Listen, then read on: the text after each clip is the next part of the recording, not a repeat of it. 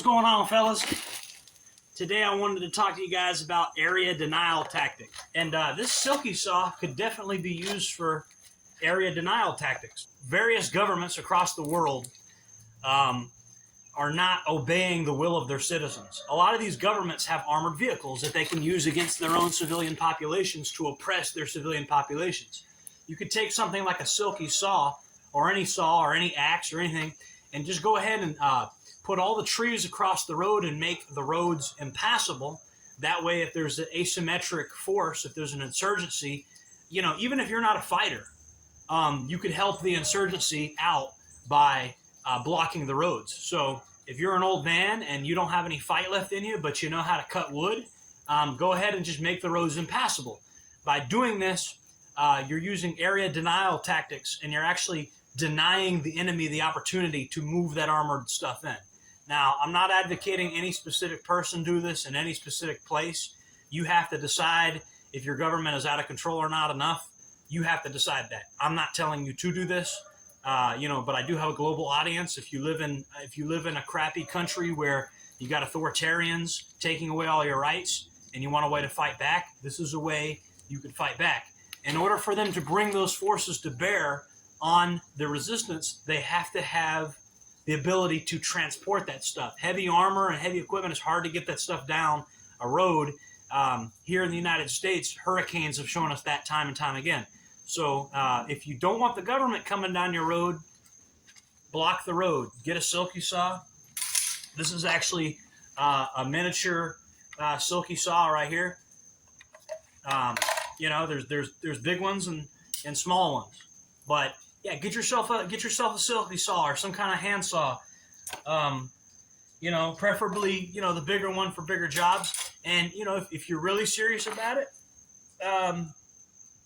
get some heavy equipment. You can block roads. These armored vehicles are not effective unless they have a road to travel down.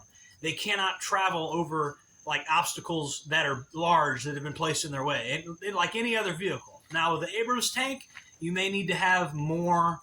You may need to put more in their way, but even an Abrams tank can be at the bare minimum slowed down. I recommend people get sandbags. Build some fortifications, whatever. Like, it's not difficult to make it as uninviting as possible for enemy forces if you're an insurgent fighting a larger, more conventional force. I'm not here to tell you when you do something like that. There's philosophers and there's politicians and there's political activists, which I used to be one. I'm not one anymore. And it's not my place to tell you at what point you should actually start implementing these things. Knowledge is free, as a certain group of people would always say. Knowledge is free. And, there's nothing inherently illegal about me telling you hypothetical scenarios about what to do if government overreach happens. We have the right to prepare for this stuff. And guess what? My convicted felons out there that have been to prison and you guys know how messed up the government can be.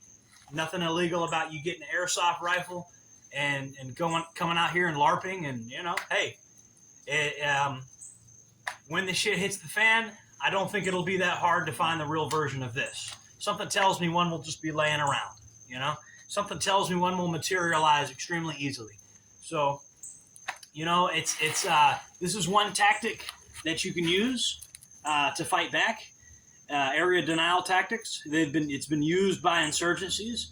If you have a lot of people and you got popular support, and you have regular non-combatants that want a way to help the insurgency, you tell them, hey, we need help blocking these roads. Yes, they have drone technology. One thing to keep in mind is if you're fighting a Western government, they probably have rules of engagement. Another thing to keep in mind is even if they get chainsaws to get rid of your barricades, they're out in the open. That's one more thing they got to do. They're vulnerable while they're operating that chainsaw. So, again, this is for informational purposes only. You can block the roads. You can keep them from even coming down your road, or at least buy yourself some time. Time is one of the biggest things an insurgent has on his side, and you got to be ready, and you got to know about these things. You got to know how to take your country back if your country is taken from you. If your freedom is taken from you, If your liberties are taken from you, then you got to know how to take it back. They say freedom isn't free. Well, yeah, freedom is not free. And throughout most of history, it's not professional soldiers fighting for freedom. It's insurgents. And I know it's going to piss some people off that I say that, but that's the reality. Typically, if you're fighting for freedom, you're not doing it as a professional soldier. You're doing it as an insurgent. Professional standing armies are just as likely to fight for tyrants as they are to fight for you. It's just the reality. So you need to have these basic skills. Number one moral of this story is it doesn't have to be expensive to do area denial techniques. All it takes is a good folding saw. Jordan Jared, signing off.